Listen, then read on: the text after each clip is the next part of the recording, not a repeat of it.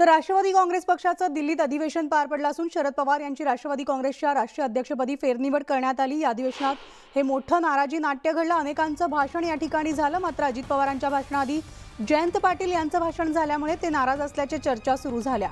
कार्यकर्त्यांनी अजित पवारांना भाषणाची संधी द्या म्हणून आवाजही केला, तेव्हा अजित पवार व्यासपीठावरून खाली उतरले आणि थेट निघूनही गेले। तर शरद पवार यांचं भाषण झाल्यावर ते पुन्हा व्यासपीठावर उपस्थित होते आणि त्यामुळे चर्चांना उधाण आलं होतं। दरम्यान अजित पवारांनी यावर स्पष्टीकरण दिलेलं आहे। अभी बाय पॉपुलर डिमांड आखिरी भाषण पवार साहब के पहले माननीय अजीत पवार साहब का।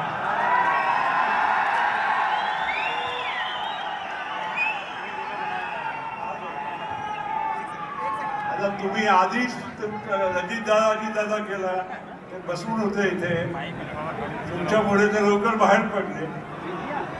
बोलू आपण नंतर, त्यांना बोलू।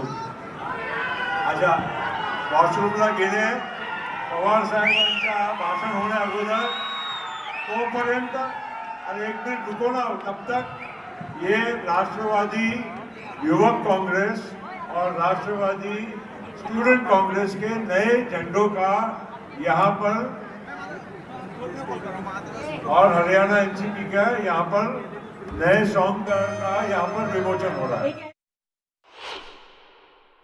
हे काही महाराष्ट्राच्या राष्ट्रवादी काँग्रेस पक्षाचं अधिवेशन होतं, हे राष्ट्रीय अधिवेशन होतं आणि त्याच्यावर वेगवेगळ्या लोकांनी आपापली मतं मांडली। त्याच्यामुळं हे सगळे विषय आलेले असल्यामुळं मी त्याच्यामध्ये काही भाषण करण्याच्या बद्दल म्हणजे मी काही बोललो नाही, एक वस्तुस्थिती खरी आहे। सर्वांची उत्सुकता होती मी महाराष्ट्रामध्ये बोली। आणि यानंतर बातमी आहे शिंदे गट आणि ठाकरे गटात झालेल्या राड्या प्रकरणामध्ये पोलिसांनी आमदार सदा सरवणकर आणि त्यांच्या मुलाच्या विरोधात रविवारी तक्रार दाखल करून घेतली आहे। तर या तक्रारीवरून पिस्तूल चालवल्याप्रकरणी त्यांच्यावर कलम लावण्यात आली आहे। त्यामुळे आज आमदार सदा सरवणकर यांना त्यांची पिस्तूल पोलिसांच्या स्वाधीन करावी लागू शकते। सध्या त्यांच्या घराबाहेर पोलीस बंदोबस्त वाढवण्यात आलेला आहे। तर हा तोच व्हिडिओ आहे ज्यावेळेस या ठिकाणी राडा झालेला होता, पोलीसही या ठिकाणी उपस्थित होते। तर या संपूर्ण फुटेजमध्ये आमदार सदा सरवणकरही दिसतात। सदा सरवणकरांविरोधात गुन्हा दाखल करण्यात आलेला आहे, त्यामुळे सदा सरवणकरांकडे असलेली पिस्तूल त्यांना पोलिसांना द्यावी लागू शकते। आणि याविषयी आपण सविस्तर अपडेट्स घेणार आहोत। आमची प्रतिनिधी प्रणाली कापसे आपल्यासोबत आहे, थेट प्रणालीकडे जाणार आहोत। प्रणाली, सदा सरवणकरांविरोधात आणि त्यांच्या मुलाविरोधात समाधान सरवणकरांविरोधात गुन्हा दाखल करण्यात आलाय, मात्र पोलिसांकडे आज त्यांना आपली पिस्तूल स्वाधीन करावी लागू शकते अशी सुद्धा माहिती मिळतेय। काय सविस्तर अपडेट्स आहेत या बातमी संदर्भातले? मनाली, मुख्य म्हणजे जर आपण बघितलं तर काल जी तक्रार दाखल झालेली आहे आमदार सदा सरवणकर, समाधान सरवणकर आणि संतोष तेलवणे यांच्यासह इतर 7-8 जणांच्या विरोधात, त्या तक्रारीमध्ये दंगल घडवून आणण्यासारखी परिस्थिती निर्माण करणे आणि त्याचबरोबर आर्म्स ॲक्ट अंतर्गत कलम लावण्यात आलेली आहे। त्यातल्या आर्म्स ॲक्ट अंतर्गत कलम लावण्याचं कारण महत्त्वाचं हे की गोळीबार झालेला आहे आणि तो गोळीबार दादर पोलीस स्टेशनच्या प्रिमाइसेसमध्येच झालेला आहे। तो नेमका कुणी केलेला आहे याबद्दल पोलिसांनी अजून स्पष्टपणे सांगितलेलं नसलं तरी या गोळीबार प्रकरणामध्ये स्वतः पोलीस प्रिमाइसेसमध्येच हा सगळा प्रकार घडलेला असल्यामुळे सगळे पुरावे जे आहेत ते उपलब्ध आहेत आणि म्हणूनच काल पोलिसांनी त्या कलमाअंतर्गत गुन्ह्याची नोंद केलेली आहे। त्यामुळे आता आमदार सदा सरवणकर यांना स्वतःच्या संरक्षणासाठी देण्यात आलेली जी पिस्तूल आहे, ज्या पिस्तूलमधून हे फायरिंग झाल्याचं, गोळीबार झाल्याचं म्हटलं जात आहे, ती पिस्तूल आता त्यांना जमा करावी लागणार आहे किंवा पोलीस ती ताब्यात घेतील। नेमकं पोलीस आता स्वतः त्यांच्या घरी येऊन ती ताब्यात घेतात की आमदार सदा सरवणकर हे स्वतः जाऊन ते पोलिसांच्या स्वाधीन करतात हे बघावं लागणार आहे।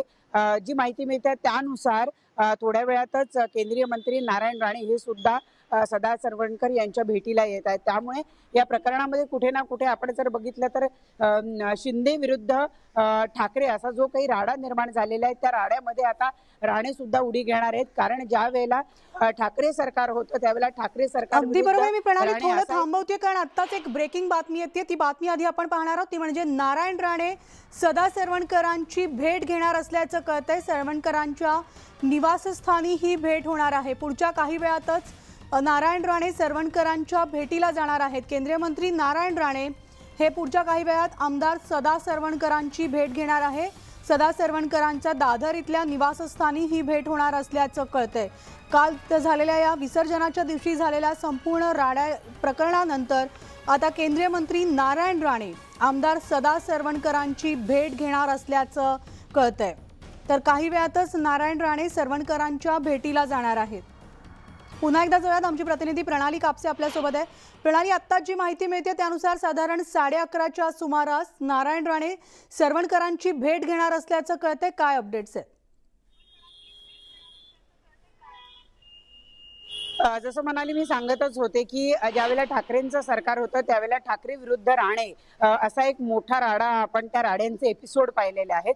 आणि त्यामुळे आता जेव्हा शिंदे विरुद्ध ठाकरे गट असे यांच्यामध्ये जेव्हा राड्या होत आहेत तेव्हा नारायण राणे यांचं सदा सरवणकर यांना भेटीसाठी येणं हे कुठे ना कुठे आम्ही तुमच्या पाठीशी आहोत हे दाखवण्याचा प्रकार आहेत। आणि त्यामुळे केंद्रीय मंत्री नारायण राणे हे थोड्या वेळातच साधारण 11:30च्या सुमारास आमदार सदा सरवणकर यांचं दादर शिवाजी पार्क इथलं जे निवासस्थान आहे या निवासस्थानी भेट घेणार आहेत। ज्या पद्धतीनं ठाकरे सरकारनं असं राणे यांचं म्हणणं आहे की त्यांच्यावर सूड उगवला किंवा त्यांना वारंवार जेरी सांडण्याचा प्रयत्न केला, तसाच प्रकार आता शिंदे विरुद्ध ठाकरे असा होऊ शकतो। आणि त्यामुळे कुठे ना कुठे आम्ही तुमच्या पाठीशी आहोत, जाणीवपूर्वक तुम्हाला अडकवलं जात आहे असं त्यामुळे सांत्वन करण्यासाठी आपण म्हणू शकतो भेट घेणार आहेत नारायण राणे हे सदा सरवणकर यांची। कारण काल सदा सरवणकर, समाधान सरवणकर, संतोष तेलवणे यांच्या विरोधात आर्म्स ऍक्ट अंतर्गत सुद्धा गुन्ह्याची नोंद झालेली आहे, जो एक गंभीर गुन्हा मानला जातो। त्यामुळेच या प्रकरणामध्ये आमदार सदा सरवणकर यांच्यावर नेमकी कोणती कारवाई होते, केवळ त्यांची पिस्तूल ताब्यात घेतली जाते की आणखी काही कडक कारवाई त्यांच्यावर होऊ शकते, हे सुद्धा बघणं महत्त्वाचं ठरणार आहे। आणि त्यातच केंद्रीय मंत्री नारायण राणे हे आता 11:30 वाजता सदा सरवणकर यांना भेटण्यासाठी त्यांच्या दादर इथल्या निवासस्थानी येत आहेत आणि हे एक मोठी घडामोड म्हणावी लागेल या प्रकरणातली। नक्कीच, त्यामुळे या भेटीकडे सुद्धा आता सगळ्यांचं लक्ष लागलेलं आहे। भेटी संदर्भातले सगळे अपडेट्स तुमच्याकडनं घेत राहू। तुर्तास प्रणाली, धन्यवाद। तर राज्य मंत्रिमंडळाची आज बैठक होणार आहे आणि सणासुदीच्या उत्सवात गेल्या काही दिवसांमध्ये ही मंत्रिमंडळाची बैठक झालेली नव्हती। या बैठकीमध्ये राज्याच्या नवीन पुनर्वसन धोरणाला मान्यता मिळण्याची शक्यता आहे। अतिवृष्टीमुळे आलेला पूर, जमिनीला भेगा पडणं, भूस्खलन होणं, दरड कोसळणं यासारख्या घटनांमध्ये मदत करण्यासाठी राज्याचं नवीन पुनर्वसन धोरण येणार आहे। तर बैठकीमध्ये शिंदे गट आणि शिवसेनेच्या वादाची चर्चा देखील होऊ शकते। येणाऱ्या मुंबई महापालिका निवडणुकीच्या पार्श्वभूमीवर मुंबईतल्या कायदा सुव्यवस्था प्रश्नावर देखील कॅबिनेटमध्ये चर्चा होऊ शकते। तसंच राज्यात वाढत्या लंपी रोगाच्या प्रादुर्भावाबाबत आणि त्यावर उपाययोजनांबाबत सुद्धा आजच्या बैठकीमध्ये महत्त्वपूर्ण चर्चा होण्याची शक्यता आहे।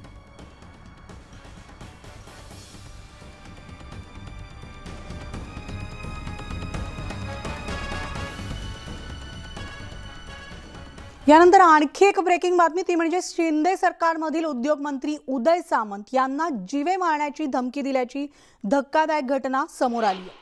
राजापूरमध्ये रिफायनरी विरोधी कार्यक्रमाला काँग्रेस प्रदेशाध्यक्ष नाना पटोले उपस्थित होते। दरम्यान त्यांच्या उपस्थितीत आणि पोलिसांसमोरच काँग्रेस कार्यकर्ता नरेंद्र जोशीनं उद्योग मंत्री उदय सामंत यांना जाळून ठार मारण्याची धमकी दिली आहे। काँग्रेस कार्यकर्त्याचा या धमकीचा व्हिडिओ देखील व्हायरल झालाय आणि या घटनेचं गांभीर्य ओळखून पोलिसांना तात्काळ चौकशीचे आदेश देण्यात आलेले आहेत। तसेच रत्नागिरी जिल्हा पोलीस अधीक्षक डॉक्टर मोहित कुमार गर्ग यांनी उदय सामंतांसोबत देखील चर्चा केलेली आहे।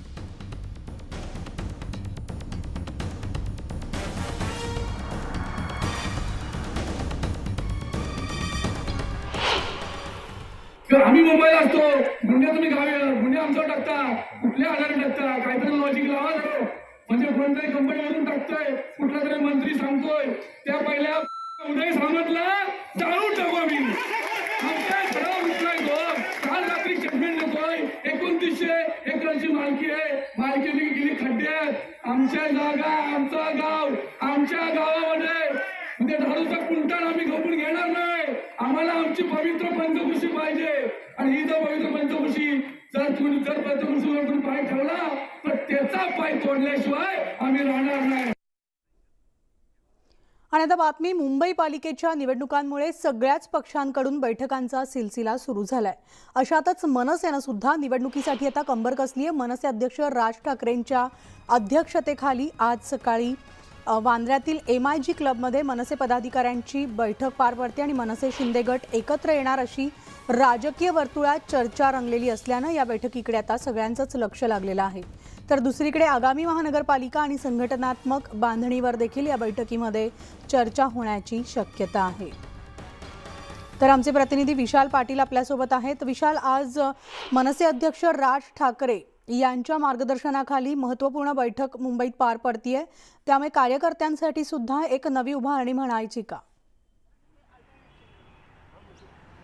नक्कीच म्हणाली मनसे अध्यक्ष राज ठाकरे यांनी नेते आणि सरचिटणीस यांची बैठक जी आहे ही बांद्रा येथील MIG क्लब या ठिकाणी बोलवलेली आहे। या बैठकीमध्ये पक्षातील अंतर्गत विषयांवरती चर्चा केल्या जाण्याची माहिती जी आहे ती मिळालेली आहे आणि सगळ्यात महत्त्वाचं म्हणजे ज्या स्थानिक स्वराज्य संस्थांच्या निवडणुका आहेत, मग मुंबई महानगरपालिका असेल किंवा राज्यात इतर महानगरपालिकांच्या निवडणुका आहेत, या बाबतीत पक्ष बांधणीसाठी ही बैठक जी आहे ही आयोजित करण्यात आलेली आहे। आणि सगळ्यात महत्त्वाचं म्हणजे मनसे अध्यक्ष राज ठाकरे पुढच्या आठवड्यात विदर्भ दौऱ्यावरती असणार आहेत, त्यामुळे या विदर्भ दौऱ्याच्या बाबतीत एक प्लॅनिंग करण्यासाठी सुद्धा ही बैठक बोलवली गेलेली आहे। आणि यामध्ये मनसे अध्यक्ष राज ठाकरे यांची जवळीक जी आहे मुख्यमंत्री एकनाथ शिंदे यांच्याशी गेले काही दिवस होताना आपल्याला पाहायला मिळते, त्यामुळे मनसे आणि शिंदे गट यांच्या युतीच्या चर्चा सुद्धा रंगलेल्या आहेत। याच्या बाबतीत मनसे नेत्यांची काय भूमिका आहे किंवा मनसे नेत्यांचं या सगळ्या बाबतीत काय मत आहे हे सुद्धा मनसे अध्यक्ष राज ठाकरे आजच्या बैठकीत जाणून घेऊ शकतात।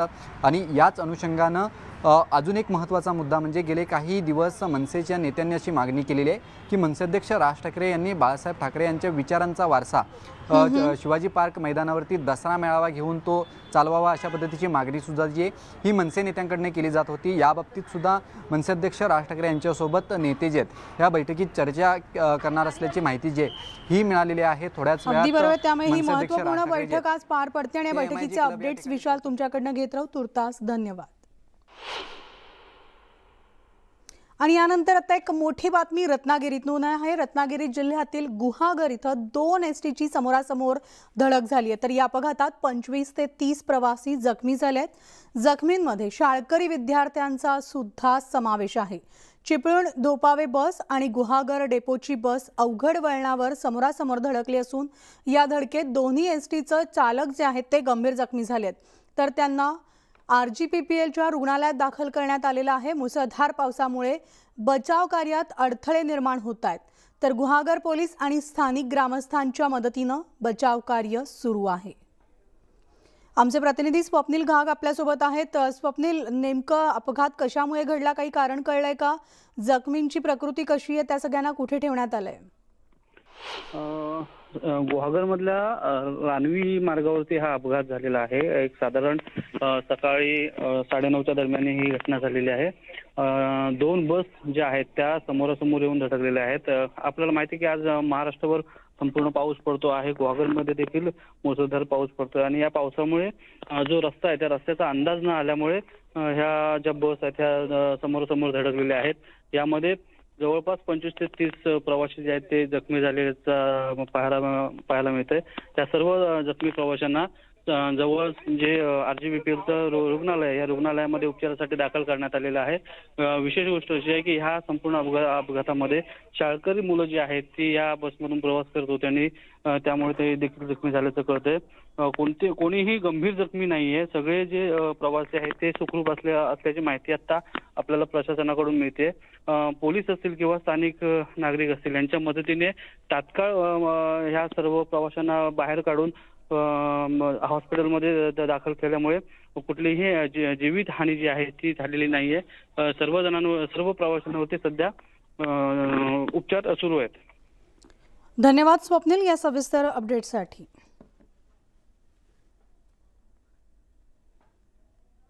तर बिल्डर आणि SRAच्या वादाचा फटका दांडेकर पूल परिसरामधील नागरिकांना बसलाय। पुण्यात मुसळधार पावसामुळे दांडेकर पूल परिसरामध्ये आंबील ओढ्याचं पाणी काही नागरिकांच्या घरात शिरलंय।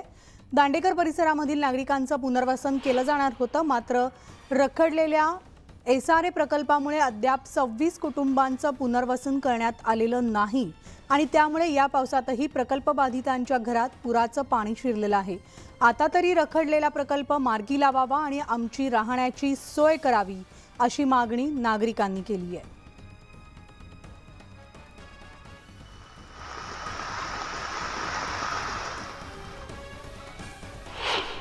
आंबेलवाड्यात रात्री पुन्हा एकदा पूर आला होता. तब्बल 2 तास पाऊस झाल्याने हे सगळं आंबेलवाडा ओव्हरफ्लो होऊन ह्या बाजूच्या झोपड्यांमध्ये पाणी घुसलं होतं.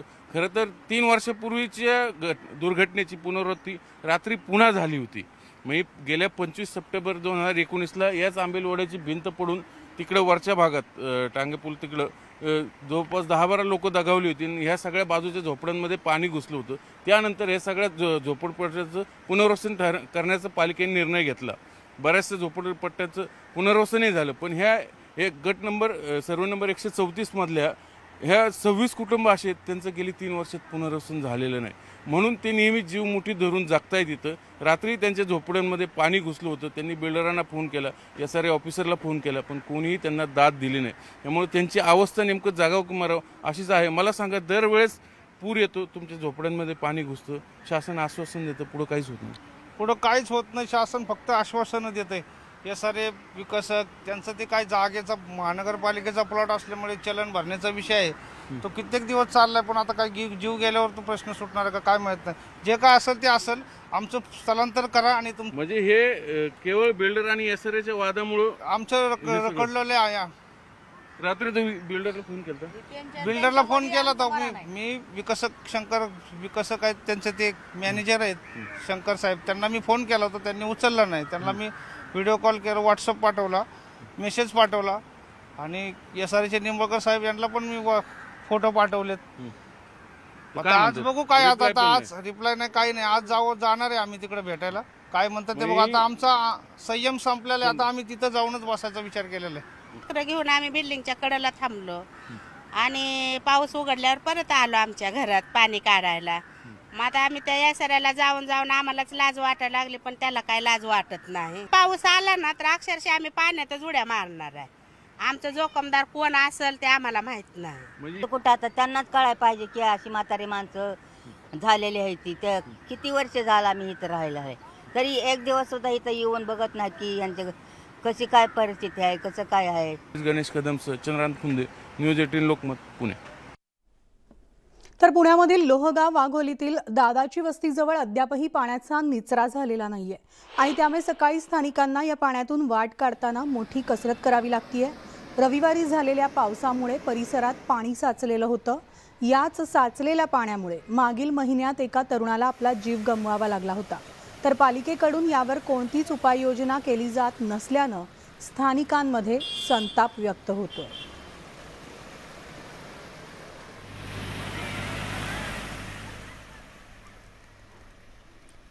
आणि या सगळ्या बातम्यांचं बुलेटिनमध्ये एक छोटासा ब्रेक घेऊन लगेचच परततो. इतरही काही महत्त्वाच्या बातम्या पाहणार आहोत, तेव्हा पाहत राहा न्यूज 18 लोकमत.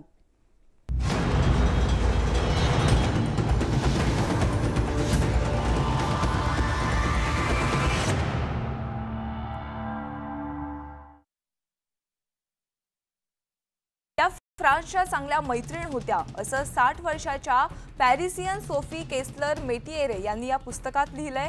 फ्रान्सच्या माजी युरोपियन व्यवहार मंत्री नॅथली लोइसो यांनी देखील या पुस्तकावर स्वाक्षरी केली.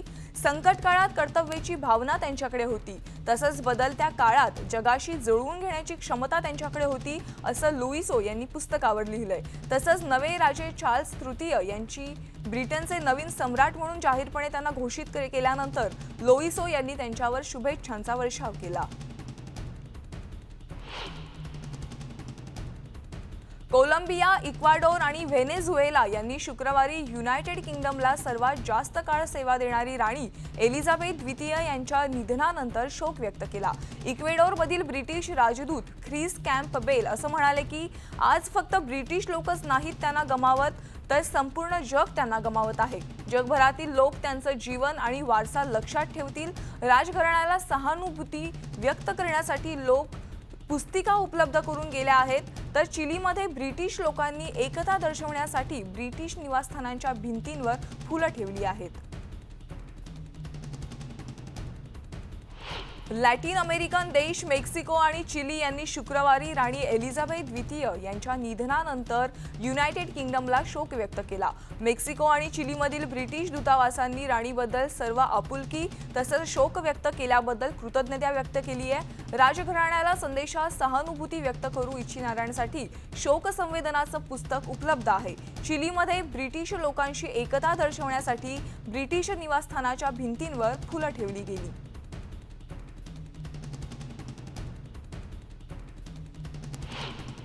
ब्रिटिश सम्राट राणी एलिझाबेथ द्वितीय यांच्या निधनानंतर जगभरातील लोक शोक व्यक्त करतायत। न्यूयॉर्कमध्ये देखील लोकांनी ब्रिटिश वाणिज्य दूतावासासमोर मेक शिफ्ट स्मारकावर फुलं सोडली आहेत, तर काहींनी राणीच्या शोक संवेदनाच्या पुस्तकावर स्वाक्षरी करण्यासाठी इमारतीच्या लॉबीमध्ये गर्दी केली। न्यूयॉर्कमधील संयुक्त राष्ट्रांच्या मुख्यालयानेही राणीच्या सन्मानार्थ आपला ध्वज हा अर्ध्यावरतीच फडकवला। राणी एलिझाबेथ द्वितीय यांच्या निधनानंतर शुक्रवारी प्रागमधील ब्रिटिश दूतावासाबाहेर श्रद्धांजली अर्पण करण्यात आली। झेक सिनेटचे अध्यक्ष मिलोस बिस्ट्रिसिल यांसारखे राजकारणी आणि नागरिकांनी दूतावासाबाहेर फुलं तसंच मेणबत्त्या सोडल्या। राणी एलिझाबेथ द्वितीय या केवळ इंग्लिश लोकांसाठीच नव्हे तर जगासाठी देखील खूप महत्त्वाच्या होत्या। त्यांची उणीव नेहमीच जाणवेल असं प्रागमधील स्थानिकांनी सांगितलं। जर्मनीच्या संसदेनं ब्रिटनच्या राणी एलिझाबेथ द्वितीय यांना 1 मिनिट मौन पाळून श्रद्धांजली वाहिली। त्यांचं व्यक्तिमत्व अपवादात्मक आणि आदर्श होतं अशा शब्दात सभागृह नेते बेडसेल बास यांनी श्रद्धांजली वाहिली आहे। त्यांच्या कारकिर्दीत शत्रूचे असलेले ब्रिटन आणि जर्मनी यांचे संबंध मैत्रीपूर्ण झाल्याचंही ते म्हणाले।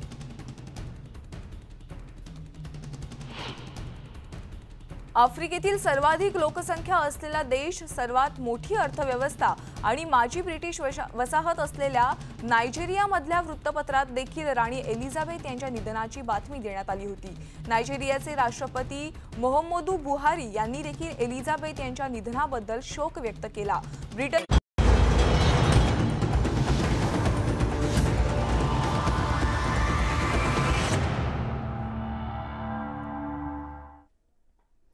तर दुथडी भरून वाहणाऱ्या नदीत तब्बल 60 किलोमीटर वाहून गेल्यानंतरही एका महिलेचा जीव वाचलाय।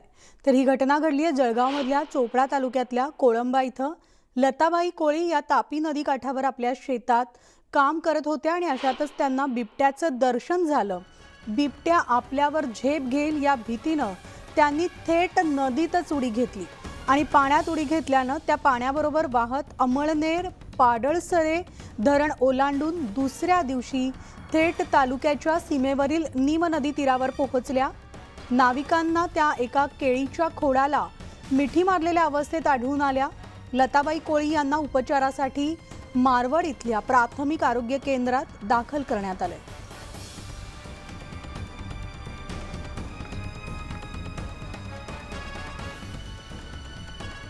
आणि यानंतर बुलेटिनमध्ये आता वेळ झाली आज इथेच थांबण्याची। ताज्या बातम्यांसाठी तुम्ही पाहत राहा न्यूज 18 लोकमत। त्याचबरोबर आमचं फेसबुक, यूट्यूब आणि ट्विटरला फॉलो आणि सबस्क्राईब करायला विसरू